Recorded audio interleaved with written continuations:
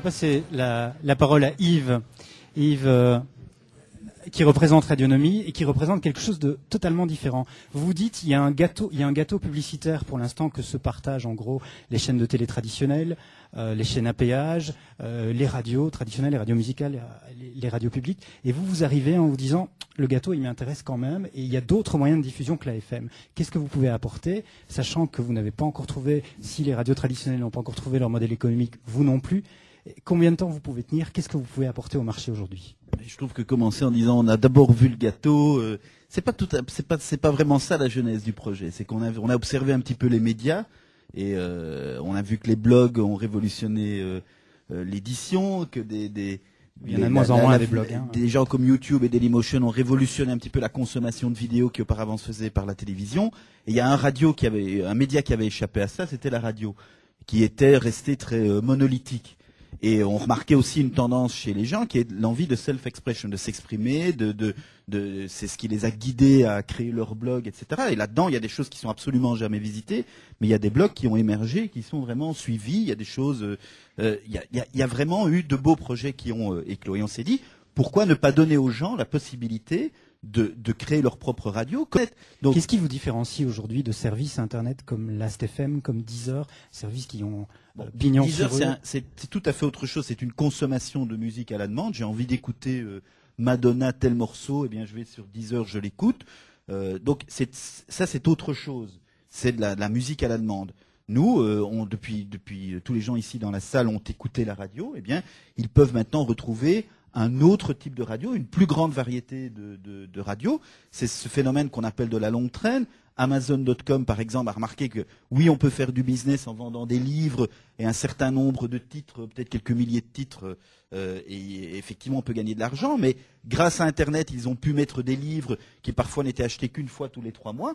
Et quand on additionne toutes ces ventes de tous ces titres qui sont vendus moins souvent, ça représente un montant très important. Aujourd'hui, avec la bande FM, on se retrouve avec ce phénomène de longue traîne totalement absent. On a quelques acteurs qui ont une audience tout à fait confortable, avec un nombre limité de radios. En France, 30% de la population française n'a accès qu'à 10 radios FM. Sauf que votre mode de diffusion pour l'instant, c'est Internet. Internet mobile n'est pas dans toutes les poches. S'il y a 50 personnes sur une antenne chez Proximus, à un moment donné, ils vont vous demander de dégager parce que ces antennes ne peuvent pas accueillir. Non, mais c'est pas ça qu'on vise. Aujourd'hui, on a choisi le canal de l'Internet. On voit quand même que tout. Ce sera ça votre canal de diffusion. Oui, principal. Mais Internet évolue extrêmement fort. Avec un iPhone, on peut écouter les web radios, parce que l'iPhone se connecte via le Wi-Fi, mais aussi, à certains moments, on peut l'écouter en 3G. Donc, tout ça, les prix chutent dans des proportions considérables, sans doute moins vite en Belgique qu'en France. Mais en France, il y a de plus en plus de forfaits illimités avec des montants très raisonnables. C'est pas encore le cas en Belgique. Mais donc, tout ça change. Aujourd'hui, on est sur Internet. On est en train de créer cette offre. Je vous dis 1000 radios. Nous sommes en passe de faire une levée de fonds qui va nous permettre d'ouvrir en plus grand, et donc il y aura d'autres projets qui écloront. Et puis il y a le bouche à oreille, il va falloir faire connaître ça, et il y a plein de gens qui ont réussi ça, heureusement. J'ai posé rapidement une question d'abord à Laurent Finet. Comment on reçoit ce message qu'il est en train de donner pour l'instant quand on représente la RTBF? On se dit, ouais, chouette, un nouveau partenaire, chouette, un nouveau concurrent, chouette, un nouvel acteur sur le marché. Tout est l'un dans l'autre, partenaire, concurrent ou autre. Moi, je sens Radionomie comme un peu le phénomène qu'on a connu, je crois tous autour de la table, au début des années 80, où on s'amenait avec un émetteur, on pouvait l'allumer et on pouvait commencer à faire quelque chose. Maintenant, sur le net, eux arrivent avec quelque chose qui, pour moi, actuellement, n'est pas encore viable économiquement, mais ils le reconnaissent, qui a un ils le reconnaissent également. Qui est le prémisse et qui permet à plein de gens, comme nous en avions envie au tout début des années 80, de faire de la radio. Et donc, pourquoi pas? Donc, pour le moment, on regarde tout à fait en ami, je vais dire. On a vraiment aucun souci là-dessus.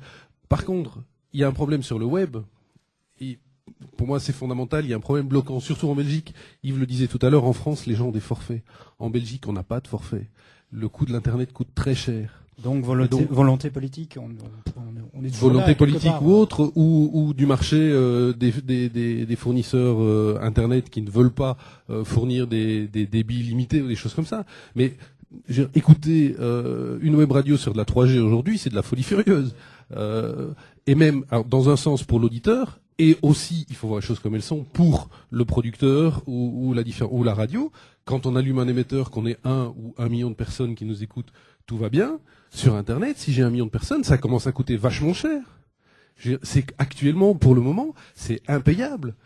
Je regardais sur les différents chiffres de la dernière vague, on compte qu'il y a un peu moins de 3 millions de personnes qui écoutent la radio quotidiennement. Vous imaginez, on éteint les émetteurs FM et on met tout le monde sur le web, mais le web il est mort en Belgique, il n'y a plus personne qui bouge, c'est impossible à fournir. Personne techniquement ne sait fournir ça. Donc il y a actuellement un problème technique, un problème de coût, et c'est vraiment pour moi un problème de fond sur le lancement réel, je veux dire commercial et financier d'une radio sur Internet. Pour le moment, ça c'est bloquant.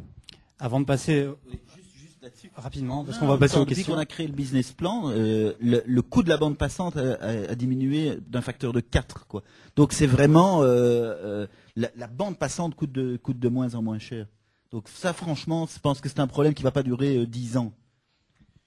Je voulais juste dire, je voulais profiter publiquement.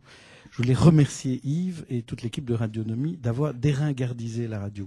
Parce que ceux qui ont fait l'opération de relations publiques, de com et financière aussi, la levée des fonds et le lancement, ça a vraiment permis de mettre le projecteur sur la radio dans un monde où la radio n'était pas présente et vraiment de donner ce coup de hype sur la radio pour un produit qui, pour moi, n'est pas du tout de la radio. Hein. Donc, je trouve que quand il compare à du blog, c'est exactement ça. C'est du blog. Quelqu'un qui veut faire sa radio pour lui tout seul, c'est pas de la radio. Et quand on a commencé à faire de la radio FM au début des années 80, pour ceux qui étaient là dans l'aventure des radios libres, ou même un peu avant, c'était pour s'exprimer, mais pour s'exprimer au plus grand nombre.